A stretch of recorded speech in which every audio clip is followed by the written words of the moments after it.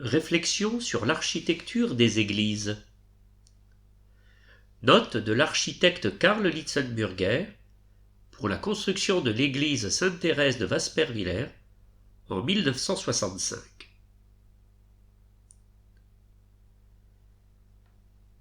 Une baraque de bois mal dégrossie, marquée par la vétusté, dont les murs sont entourés d'un pauvre mur de béton, même pas crépi. Voilà la chapelle provisoire de Waspervillers. Elle est devenue bien trop petite pour une paroisse en pleine expansion. D'ailleurs, elle n'a jamais été à la hauteur de la taille de la paroisse. Il ne s'agit donc pas d'une réparation, d'une mise en sécurité ou d'un agrandissement. Face à cet état de fait indigne, il est urgent de se poser des questions fondamentales. Pourquoi construisons-nous des églises? Et tout d'abord, qu'est-ce qu'une église sur fond de liturgie? Il faut donc avant tout examiner, comprendre le fondement de la communauté ecclésiale, l'Église. Otto Heinrich Zehn a eu donc raison de dire que pour construire une église, il est absolument nécessaire d'explorer et de retrouver l'essence de la communauté ecclésiale, l'Église, et donc de l'Église elle-même. À première vue, cela peut sembler relativement simple, puisqu'il semble y avoir une tradition dans la construction des églises. Mais cette tradition, qui nous a apporté tant de témoignages nous reliant au passé le plus lointain, n'est-elle pas en réalité devenue elle-même discutable? N'est-elle pas d'ailleurs interrompue depuis longtemps? Si l'on examine un sanctuaire comme Saint-Paul-hors-les-Murs à Rome, ou encore la basilique de Vézelay, puis une église rococo, comme l'église de Wyss, près de Steingaden, en Haute-Bavière, on ne trouve même pas la même inspiration, sans parler d'un matériau commun. Ne serait-il pas utile de se tourner vers les origines, et donc vers la question de savoir ce qui fait la différence principale entre la basilique chrétienne et la basilique païenne? Si l'on se tourne vers les origines, on remarque que les églises ont longtemps conservé un point commun, quelque chose qui caractérisait toutes les églises, qu'elles soient de forme oblongue ou ronde, ou qu'il s'agisse d'églises orientales ou occidentales. Ce point commun consistait en une certaine manière de donner un contenu au corps spatial et à la forme. Il faut d'ailleurs noter que les édifices à corps spatial différencié, qu'ils soient oblongs ou ronds, étaient dès le début plus fréquents que les édifices à volume unique ou non différencié. Il semble que l'on retrouve ici la naissance de l'Église chrétienne et sa spécificité, que nous devons redécouvrir et intégrer dans l'Église moderne. Pour être plus clair, la basilique païenne était constituée d'un seul et grand corps de bâtiments, par rapport auquel les bâtiments secondaires, s'ils existent, ne sont que des prolongements. Ou bien la basilique païenne formait un complexe de plusieurs nefs, mais la nef principale n'a pas de caractéristiques propres. Elle ressemblait à une place ouverte que l'on aurait pu voir depuis les maisons situées en hauteur tout autour. La basilique chrétienne, en revanche, était une unité composée de différents espaces. Les nefs latérales plus basses dépendaient de la haute nef centrale, mais de telle manière que tous les espaces conservaient leur spécificité, tout en s'ouvrant les uns aux autres et en restant étroitement liés. Les relations entre les espaces peuvent être caractérisées par la formule utilisée par le Concile de Chalcédoine pour décrire la relation entre la nature divine et la nature humaine en Christ, sans mélange et sans séparation. L'entrée ne mène pas directement à la pièce principale. Elle se trouve sur la façade longitudinale de l'édifice. On entre donc d'abord dans une nef latérale. En traversant la rangée de colonnes, les regards se dirigent vers la nef principale, puis vers la zone la plus éclairée de l'église. Ensuite, le regard embrasse l'autre nef latérale pour arriver finalement à l'abside, la fermeture de la pièce principale vers l'est. Nous voyons qu'ici se produit l'acte de la rencontre, comme l'écrit Otto Heinrich Zen. La rencontre entre les hommes et leur rencontre avec Dieu.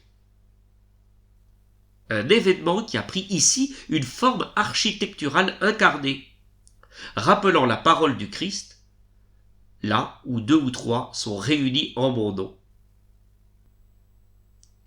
Au cours de la période médiévale, la structure basilicale de l'ordre divin, constituée par cet ensemble spatial, s'est progressivement dégradée. Cela a commencé avec l'espace qui est apparu comme vide, aussi bien dans l'église hall que dans l'église salle. Dans un cas, le schéma basilical n'a pas été conservé, dans l'autre, il a complètement disparu. La plénitude de l'espace qui était propre à l'église d'origine a été perdue. Avec le baroque, le dernier grand style occidental, on a encore réussi à combler le vide architectural de l'espace et à y créer une nouvelle vie. Mais cela s'est fait par d'autres moyens. Par le décor. En utilisant du stuc, par exemple. On ajoutait quelque chose à la construction, un nouveau visage, comme un masque que l'on mettait sur le bâtiment proprement dit. Celui-ci ne méritait apparemment pas l'honneur d'être animé, et n'était pas non plus considéré comme digne de montrer son véritable visage, bien qu'il représente toujours lui-même la construction proprement dite. Il s'agit donc d'une différence importante et même fondamentale par rapport à l'architecture des premiers siècles. Cette différence nous saute d'autant plus aux yeux que nous savons aujourd'hui très précisément à cause de tout ce qui s'est passé après le baroque, tout au long du XIXe siècle, jusqu'à aujourd'hui, que nous devons à nouveau nous tourner vers une construction architecturale au sens propre du terme. Si notre réflexion sur l'essence même de l'Église nous conduit à la conviction que la construction d'un édifice sacré est en étroite corrélation avec la construction de la communauté ecclésiale, c'est-à-dire du peuple de Dieu, pour représenter finalement une incarnation mystique du Christ, alors c'est manifestement cet acte de rencontre qui constitue l'essentiel de notre tâche. Il s'agit donc d'une architecture qui exige un culte véritablement communautaire, un culte qui unit la communauté autour du prêtre. C'est à cela que nous devons accorder toute notre attention. Le mouvement liturgique vise à un tel renouvellement. Il semble que dans le cadre de cette réforme, la problématique symétrie axiale soit également remise en question. Depuis le XIXe siècle, véritablement à l'époque du romantisme et de l'historicisme, l'Assemblée est devenue un simple public qui assiste à un spectacle. Le concept de symétrie axiale correspondait parfaitement à cet état d'esprit. La symétrie, c'est-à-dire l'absence de symétrie dans les espaces, telle qu'on la voit aujourd'hui ici et là, et en tout cas de plus en plus souvent, suppose en fait la création de nouveaux rapports. En ce sens, on peut affirmer que dans le cas d'une Église existante, on n'obtient rien si l'on se contente d'un nettoyage ou d'une restauration, d'une résistance conforme à la tradition des monuments historiques. Il faut procéder à une transformation d'un tout autre genre si l'on veut fonder ou restaurer une architecture qui exprime le communautaire. Cette même expression qui se manifeste lorsque l'on recherche l'acte de rencontre. Dans ce contexte, nous devrons essayer de comprendre exactement ce que signifie l'expression « l'architecture est l'expression d'une époque ». Cela signifie que l'architecture exprime les relations entre les individus et la société à une époque donnée. En d'autres termes, elle illustre les rapports sociaux. Saxa loquuntur, c'est-à-dire les pierres parlent. Et inversement, le sens des formes architecturales dépend en fin de compte de la société. C'est ici que l'on découvre l'importance de l'architecture. La société humaine et l'architecture se reconnaissent mutuellement. J'ai pu citer l'exemple des changements dans l'ordre social de la communauté monastique du XIIe siècle chez les cisterciens et certaines particularités de l'architecture de cette communauté. N'y avait-il pas un lien évident entre les deux ? Ne faut-il pas également voir un lien entre les modifications de la structure architecturale survenues à la fin du Moyen Âge et les conditions sociales de la même époque ?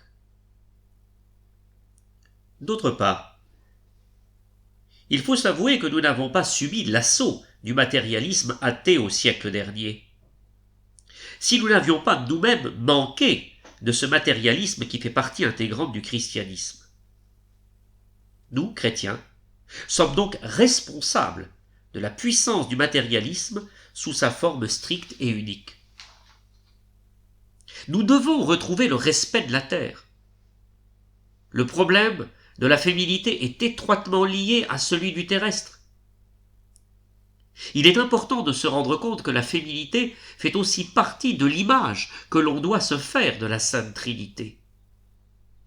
La dogmatique mariale, aussi grandiose soit-elle, n'est à cet égard qu'un pâle reflet. Parmi les signes encourageants de notre époque, on peut citer l'extraordinaire pouvoir d'attraction de la chapelle de Ronchamp, qui n'a rien perdu de sa force en 10 ans d'existence.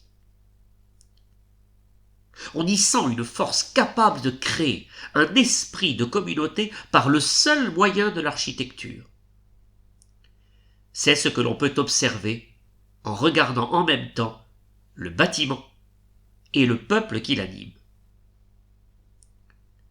On a dit que cette construction constituait une rupture avec l'histoire architecturale traditionnelle de l'Occident.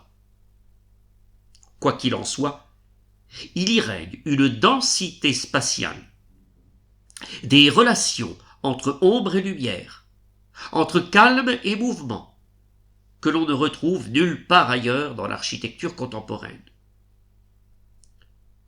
Et tout cela n'a été réalisé qu'avec les moyens techniques de notre époque. Mais la manière dont ces moyens techniques ont été mis en œuvre est absolument étonnante et remarquable. Il s'agit en effet d'une rupture avec la pensée traditionnelle et la pratique courante de la construction. Les attaques virulentes, notamment de la part des professionnels, révèlent l'importance de cette construction.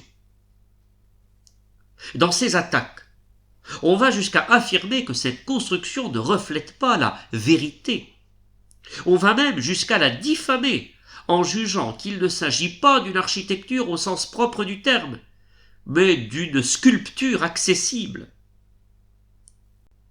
On dit aux jeunes étudiants en architecture que cette église est une construction en soi, un cas particulier que seul ce grand artiste peut se permettre. Quod licet Iovi, non licet bovi. Et encore, que ce bâtiment constitue un premier pas dangereux pour de possibles disciples.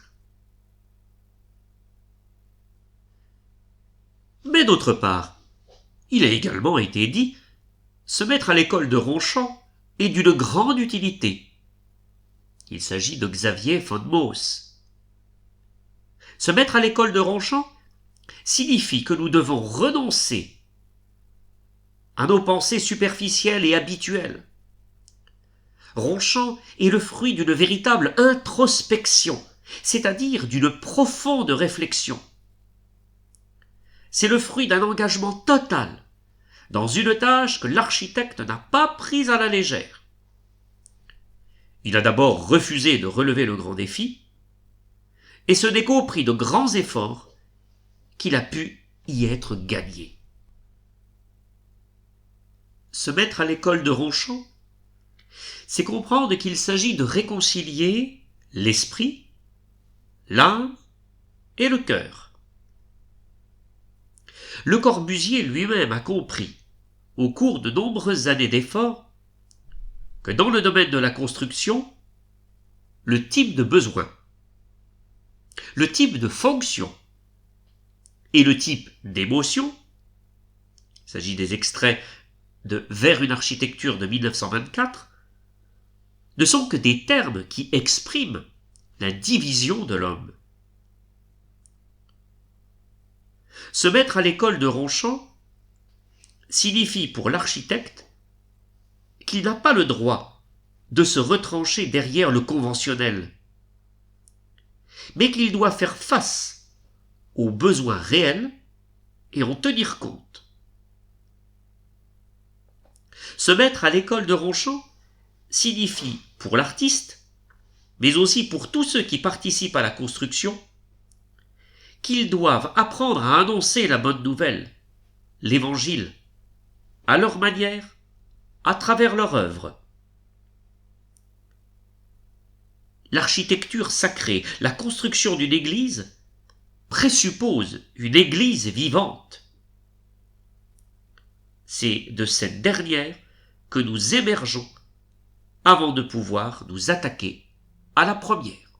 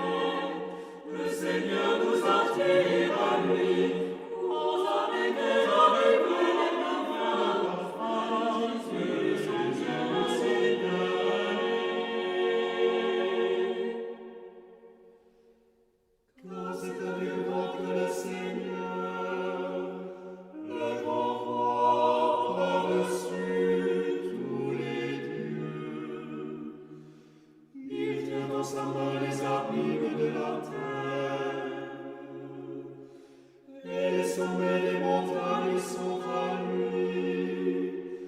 À lui la paix, c'est lui qui l'a faite. À lui la terre, ses mains l'ont façonnée.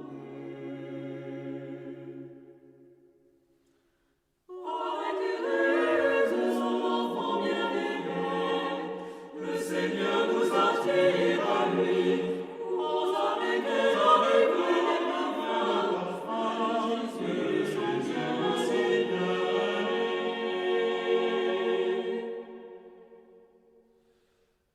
Venez, prosternons-nous, adorons à genoux, en présence du Seigneur qui nous a fait. Car c'est lui notre Dieu, et nous le peuple dont il est le berger, le troupeau que mène sa main. Avec Thérèse, son enfant bien-aimé, le Seigneur nous attire.